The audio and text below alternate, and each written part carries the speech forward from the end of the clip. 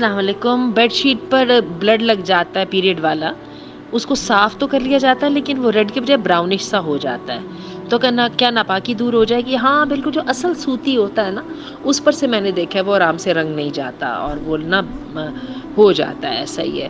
बहरहाल आपने सरफ़ से इस्तेमाल कर लिया, जो आप कर सकती थी कर लिया।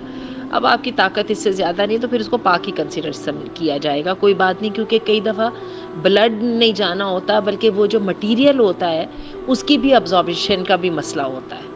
तो इंशाअल्लाह अल्लाह से उम्मीद है कि फिर वो पाकी ही होगी या फिर बदल लीजिए। फिर मैं अब क्या कह सकती हूँ कि वैसे तो रंग और वो चले जाना चाहिए, लेकिन अब हमें समझ आ रही है कि यहाँ पे नापाकी बाकी नहीं रही है, बाकी वो पिगमेंटेशन हो गई है।